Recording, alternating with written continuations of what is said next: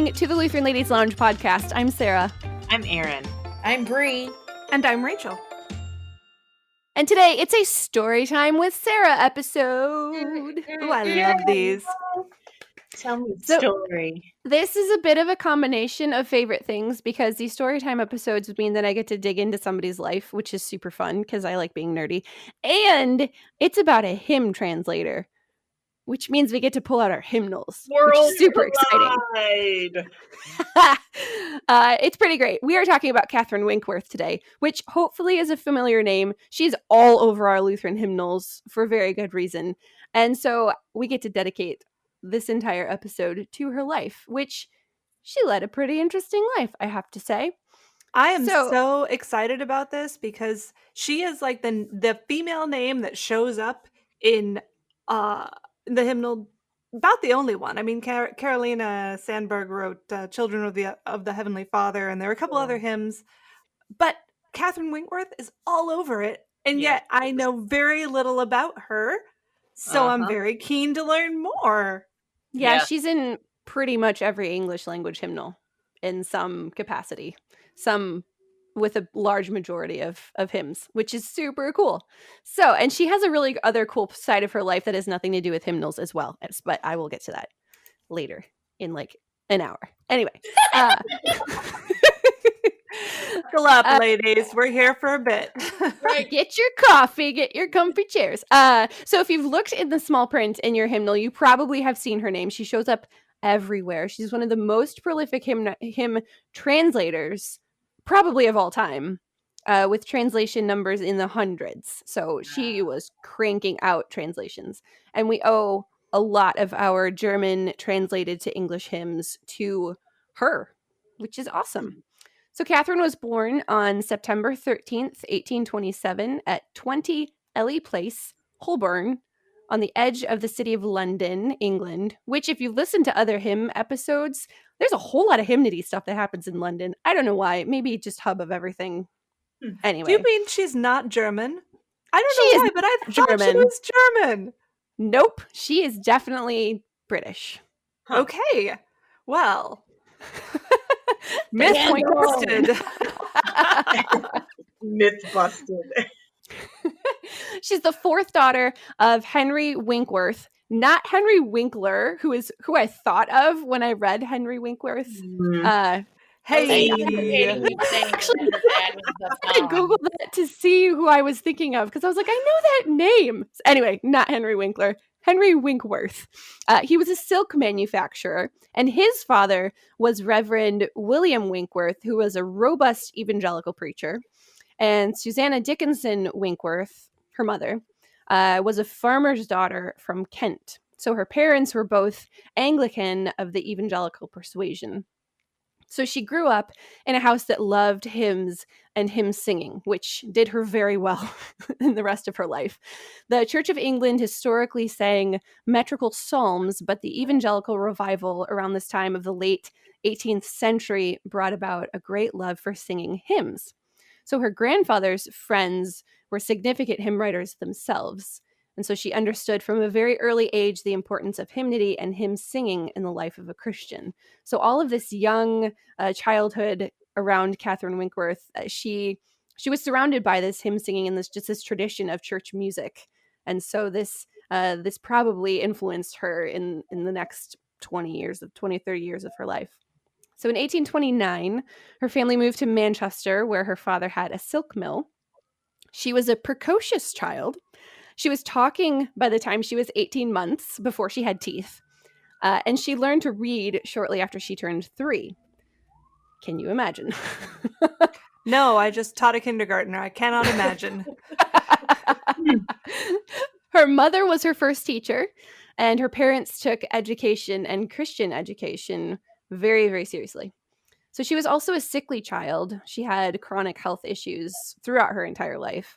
And so she never attended formal school, but she was tutored privately in her house by Unitarian ministers Reverend William Gaskell, minister of Cross Street Chapel, and later husband of poet and novelist Elizabeth Gaskell. And also a tie-in to British literature. And the Reverend Dr. James Martineau, brother of Harriet Martineau, a fervent abolitionist and writer. So she had very interesting people around her when she was young, and I'm sure that influenced her later in life, as you'll see. So the Gaskells were friends with many writers of the time, including Charles Dickens. Catherine credited Reverend Gaskell for her love of English literature. When she was 12, she would teach local Sunday school and discovered that she had an innate ability to teach and tell stories. So in 1841, when Catherine was 14, her mother died, and she became even closer to her father. She was very close to her father throughout all of her life. He remarried in 1845, and she was unsure about how she felt about that. She felt like her stepmother got in between her and her dad, which probably is a pretty natural feeling. Exactly. Mhm. So that same year, 1845, Catherine and her sister Selina were sent to Dresden, Germany, to stay with an aunt and act as governess to her cousins for a year. So this is her introduction to Germany, German culture, German language. So she began to study German language at this point and German hymnody. She discovered that she, as well as her sister Susanna, were very gifted translators. She had become unsure about her own thoughts and beliefs, however. This became kind of a tumultuous time in her life because of her relationship with her dad and her stepmother, and going to Germany and learning a new culture and a new language, and being away from home for the first time for a full year. So this is kind of a weird time in her life.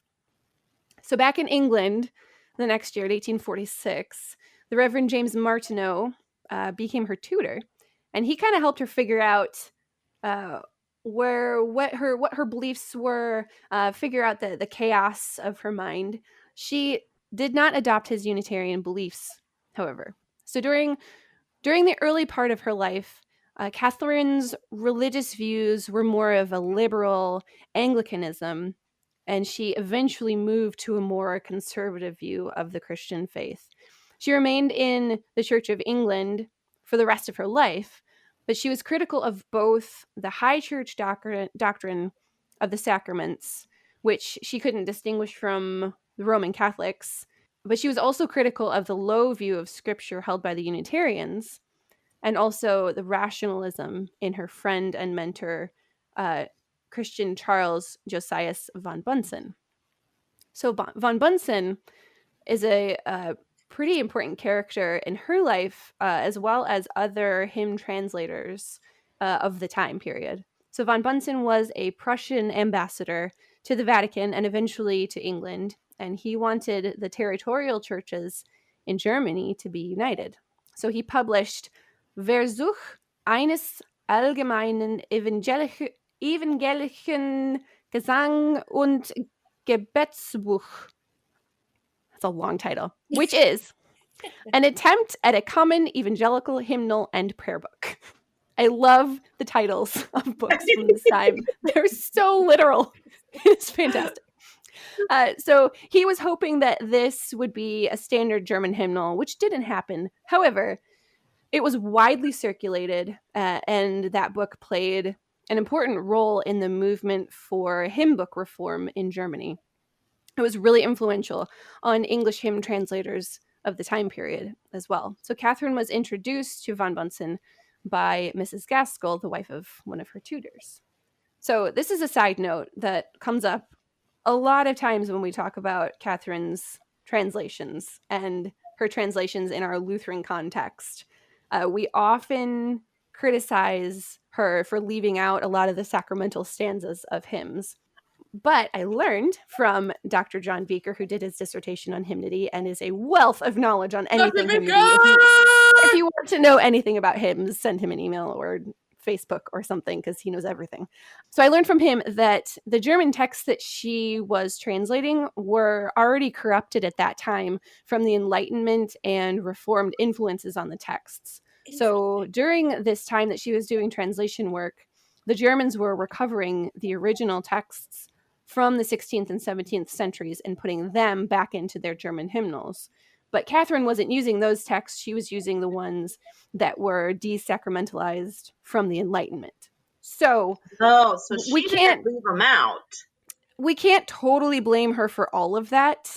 We can actually blame the people that made the German texts that she was translating from. Not all of it. There are still some that were probably her fault, but not all of it. There's quite a bit of it that isn't actually her fault.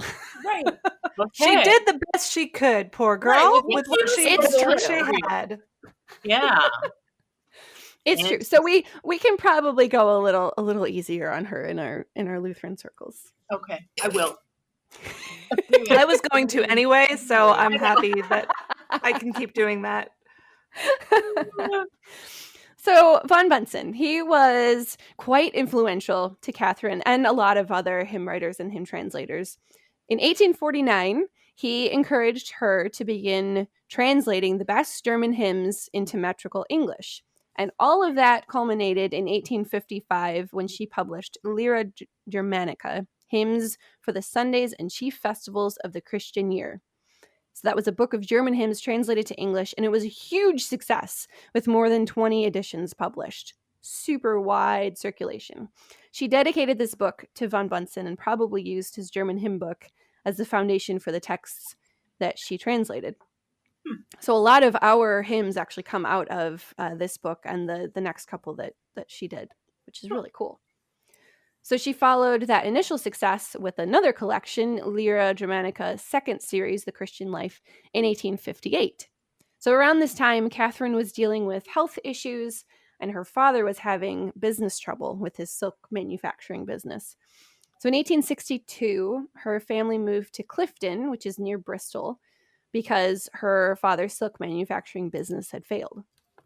So Bristol is in the south of England, in case you don't know your British geography, which I did have to Google. Oops.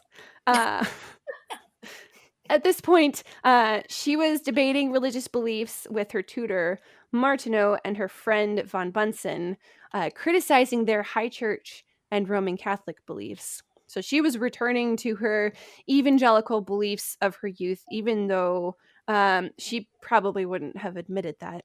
She was mostly concerned about having an honest biblical approach because she considered the Bible a devotional book and not a place to find proof texts for every theological controversy.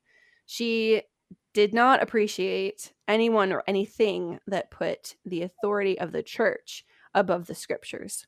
So that also played into her translating and the theology that she pulled in and how she managed to put the texts together.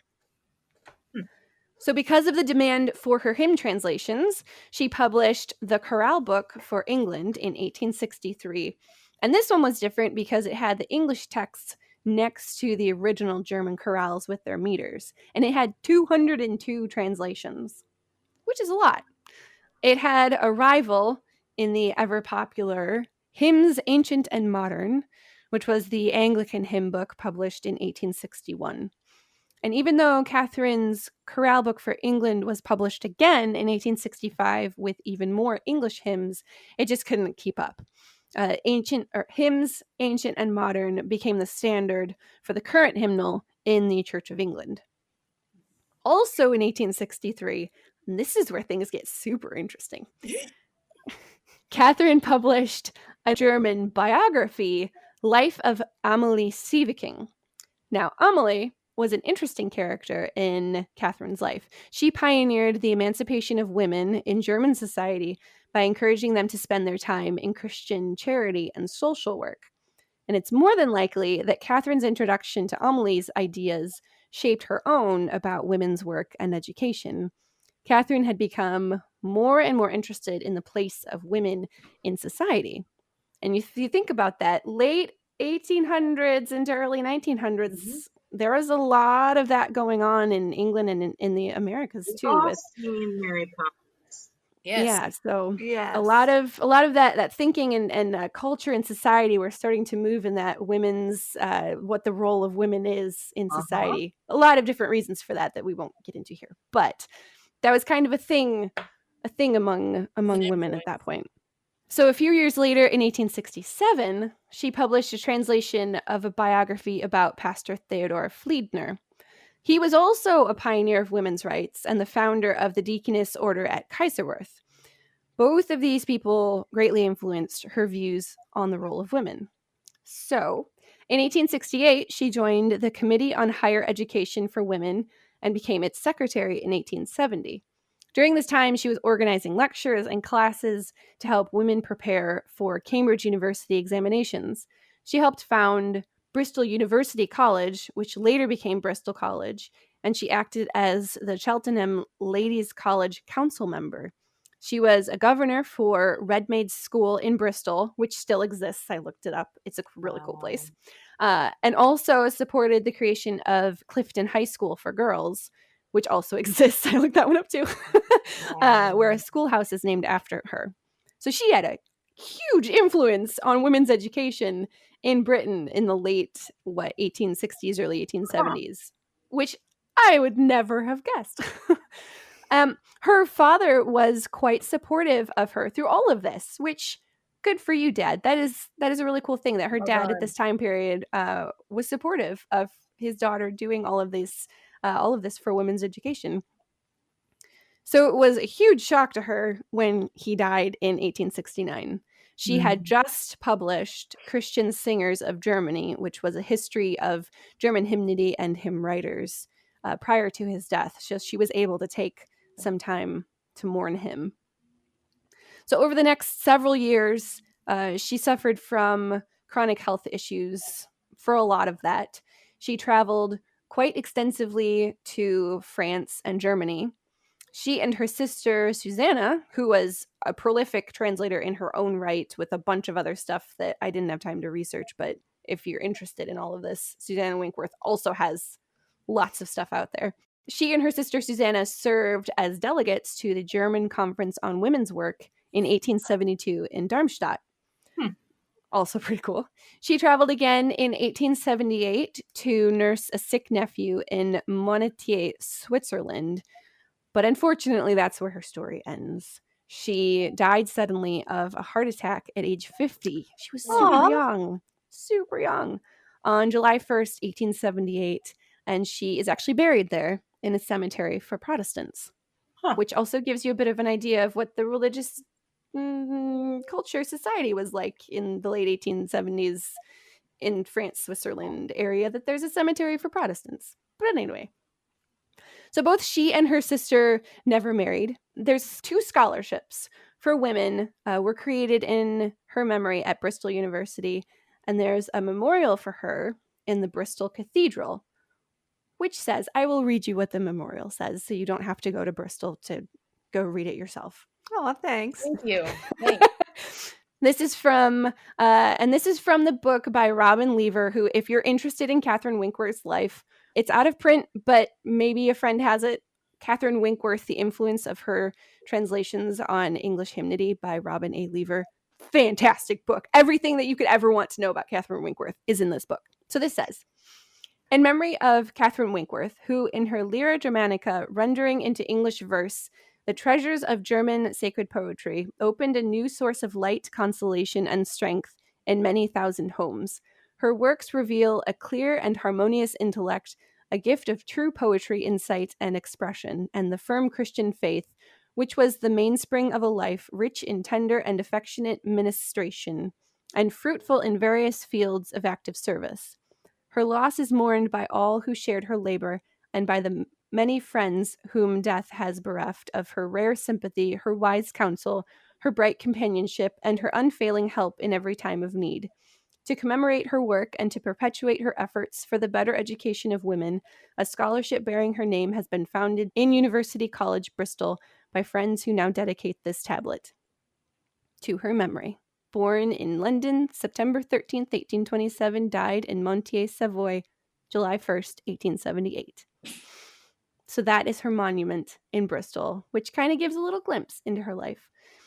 She's been described as an early feminist in Cambridge University Press article from 1999, which also gives a little glimpse into what people think of her after the fact as well. So after her and her sister Susanna's deaths, their biographies were put together and published in 1908 by her niece, Margaret Shane, memorials of two sisters, Susanna and Catherine Winkworth. So before this, Susanna had actually gathered all of Catherine's letters and issued a private biography on Catherine for strictly family business, but that also became part of this document that her niece wrote. So she is commemorated with John Mason Neale on the liturgical calendar of the Episcopal Church on August 7th and on the calendar of saints in the Lutheran Church on July 1st. So in total, Catherine translated nearly 400 hymns by over 170 German authors. That is a lot of hymns, a super long list. That is. You would think that the, quantity would make the quality go down, but really it doesn't. I mean, I don't think you would love German Lutheran hymns as much as you do, as much as I do, had she not done such a whiz-bang job of turning them into beautiful English poetry, while being as faithful as she could to the text that she was given. I'm just blown away by that. Yeah. And because a lot of the hymns that she translated were Gerhardt hymns, and everyone knows how much I love Gerhardt hymns, which means I actually really love her translations of Gerhardt hymns. Yeah. Because that's how it works. I'm always poetry is amazing. People who can write poetry, that's amazing.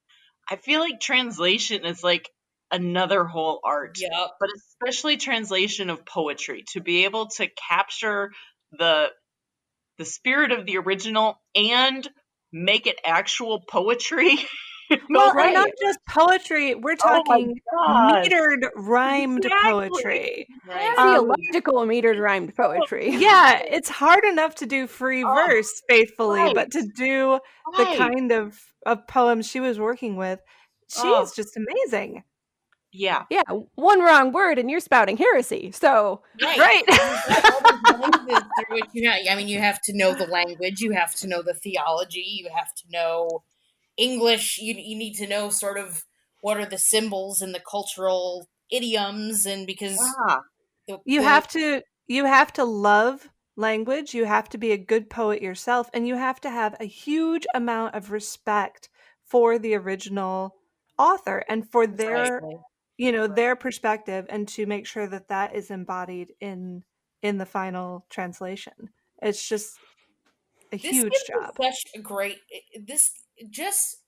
I don't know if it's your hymn nerdery rubbing off on me, but like it is.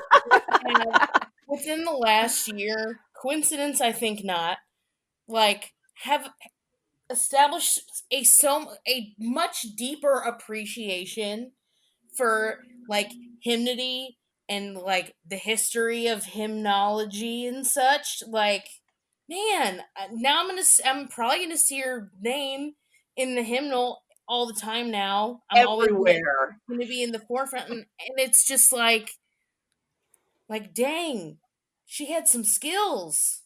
Yeah, she was incredibly, incredibly talented, and you guys are totally right. I had a whole paragraph saying what you guys just said, so I don't have to, read that paragraph anymore because y'all just said it. You're welcome. But there's also something to think about that now in our own LCMS and other churches, other English-speaking churches, I'm sure, we are now translating our native English hymns into other languages so that other Lutheran churches can put together their own hymnals in their own languages. So this just keeps going. Yep. And so now we have brothers and sisters across the world who are singing the same hymns that we sing that are native English language hymns into their own languages because, we have our own LCMS translators that work on this now in order to keep this going so that we still have this rich tradition of hymnody across every language, which is awesome. And I really wish I was talented enough to do that, and I'm really not. And it goes both ways too, that we're bringing in hymns from around the world to add to our repertoire. It's the hymns don't quit, they just keep coming, don't they? Yeah. If you have a hymnal companion, you can actually look to see what regions of the world our hymnody comes from, and it's super cool to see what comes from where. And if you really want to get nerdy, you can start thinking about maybe not in church while you're singing, but thinking about the text and the tune and how it all goes together and how tunes from different parts of the world sound different because they're influenced by different cultures. I do that all the time. But anyway. I'm calling shenanigans. You've totally done that in the middle of church. Like, I'm just calling It's true. right now. It's true. I have. I'm not fooling anybody, So- Sarah. I have a question. So you talked about how her first, what was it, Lyra Germanica, and it was reprinted 20 times? Is that right? 20 editions. Yeah, 20 editions. Did she get paid for all this work? Like, was she able to be financially independent with all, and not even just that particular edition, but like with all of the different work she did, was she able to be financially independent? Nothing that I read actually spoke to that, which now that I think about it is very interesting. I would think so. It doesn't talk about her doing any other work. She started out financially independent. Father, silk merchant. I mean, this is a middle-class family. Right. She would not have had to publish for money. Her father's business went under, and I was like, I sort of wondered, did she actually start contributing to the family's finances? That's a good question. Did she get fairly compensated for her work? That is a really good question. I wonder if Dr. Viker knows. Probably. I'm going to need to ask him. We talked in a previous episode about how Argela von Grumbach, she was not even aware that she was being published. That this move to fairly compensate authors is a relatively modern phenomenon, where it may be that if a publisher bought a work outright, then any profits that came out of that were theirs to keep, and the author, well, you've already been paid. So it's something that I wouldn't necessarily assume that she was raking in the royalties from her massive bestseller. Hard as that is to acknowledge.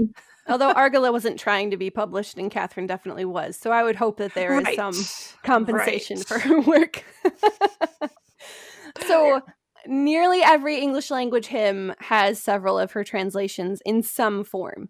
And she also influenced translators who came after her, including August Cruel, who was a Lutheran and who compiled the Evangelical Lutheran, or at least helped compile the Evangelical Lutheran hymn book from 1889, 1892, and 1912. And some of you hymn nerds out there might actually have a copy of that one. I'm pretty sure my husband does.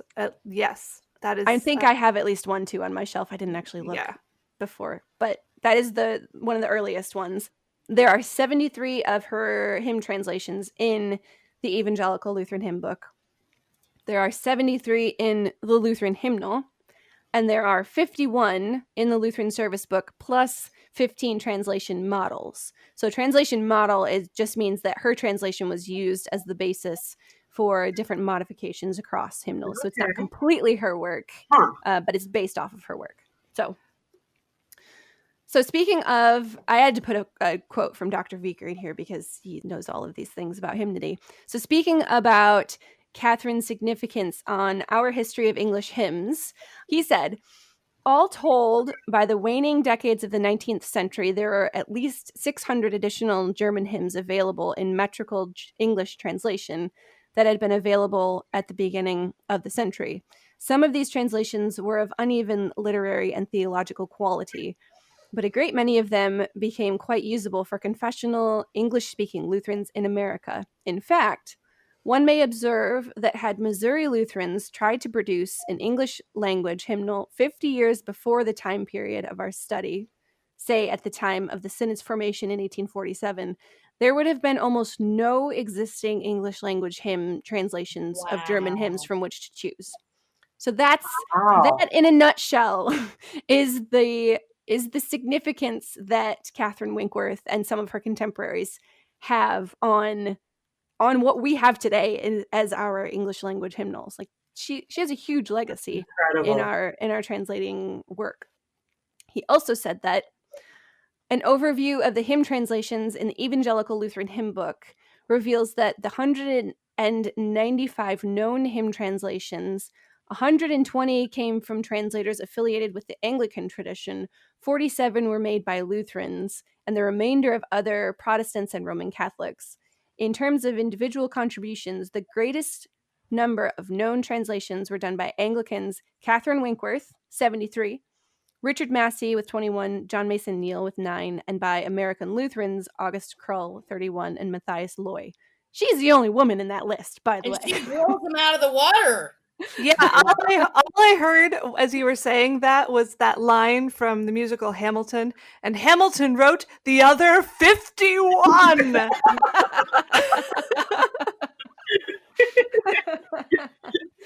I mean, there's an entire other story too about the collaboration of hymn writers and hymn translators and hymn compilers who actually bring all of this work together so that we actually have the hymn books that we have now. That's I can't even get into that now. But there's a whole history of how that process even happens and how those are edited throughout the ages, and new hymns, new quote unquote contemporary hymns are brought in.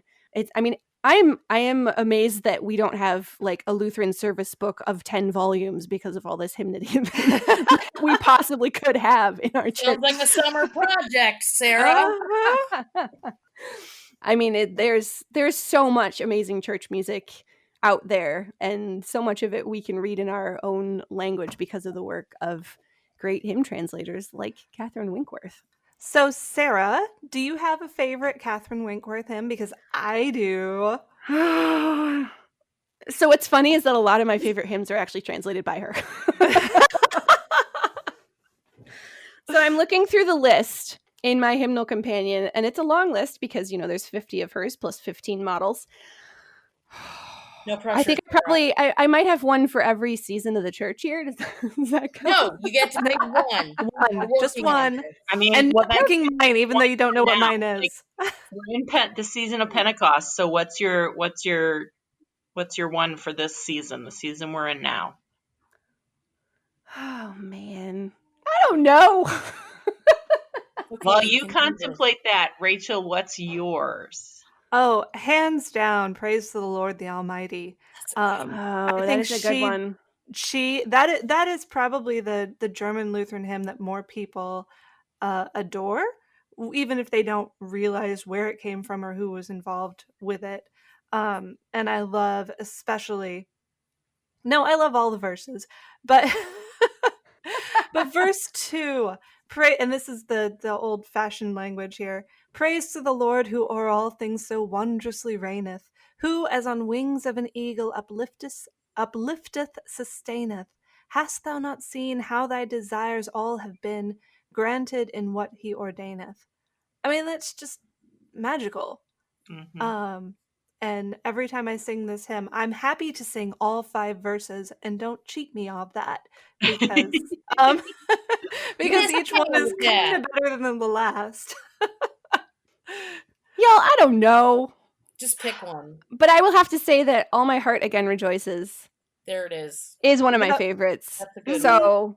So I'll put out that one. So there's also the interesting thing that for a lot of these, she didn't translate, or we don't use the translations of all of the stanzas. She only has translations for parts of the stanzas. So it depends if I need to give you, a translation of a whole hymn or a hymn that has one or two of her stanzas. Because there are a bunch on this list that I love a lot. I love all of them. Christ Jesus Lay and Death Strong Bands. It's like, she did that? Choose your favorite stanza 2. It's true. Let's see. From depths of woe I cry to thee. Soul adorn yourself with gladness. I love that one. That is one of my favorites. Lord, keep us steadfast in your word. She did all of that one, by the way. Oh, that's a classic. Oh, little flock, fear not the foe. I got a kick out of that. She translated that whole one. Good old number 666 in our hymnal. That's right. A favorite of many, 708. Lord, thee I love with all my heart. Oh, she did that. Oh my goodness. Stanzas 2 and 3 of that one. Heavy hitting hymns right here. I know. We can't sing that hymn in my family without busting out in tears every time. Right? I know. Jesus Priceless Treasure. That is one of my favorite hymns. Another good one. Oh, what else? Oh, Christ, our true and only light. Fear and sadness. Now rest beneath night shadow. She only has number 5 or stanza 5 attributed to her, but that is my favorite nighttime hymn of all time. Like, if why do you have a nighttime hymn? What? Who doesn't have a favorite nighttime hymn? Christ mighty Savior. Abide with me. I retract my statement. Yeah, I mean, worthy to be in any of your presidencies. What the heck are you guys talking about? Okay, well those are all the notes I have. I'm done. Okay. Anything else? Not German, not Lutheran, proto-feminist, and yet we thank God really, for her. oh my Yes, we goodness, do. such a gift to the church. Yeah. Yeah. Oh. Yeah. She's an honorary Lutheran. She could be an honorary Lutheran ladies' lounge. Amen. Hang out We would let her into our Facebook group any day. any old day. Any old day. So a lot of this information comes from our LSB hymnal companion. So if you don't have one yet and you love hymnody, or you just like learning about people, or just like, reading really long books about stuff, go get yourself a hymnal companion. They are fantastic. You can spend hours reading this. There's several articles that hopefully I'll remember to link to also about her. And huge shout out to Dr. Vieker, who gave me a whole bunch of insight into her life and way more information than I ever thought I needed to know about the translations of all of these English language hymns that made their way into our hymnals. So that was a fun ride, y'all. Good. I'm so happy right now. If you have a favorite hymn translator, I don't know, maybe some of you have a favorite hymn translator, or maybe your favorite Catherine Winkworth hymn. We'd love to hear about it. Yeah. A lot of you have favorite hymns. I know you do. Leave those comments in the Facebook group, the Lutheran Ladies Lounge. We'd love to hear from you and your stories, or, drop a video of yourself or your kiddos singing a hymn. We love videos of kiddos singing hymns. It's the best thing ever. You can find all of our podcasts at kfuo.org/Lutheran Ladies Lounge, or on your podcasting app. You're listening to the Lutheran Ladies Lounge podcast. I'm Sarah. I'm Erin. I'm Bree. And I'm Rachel.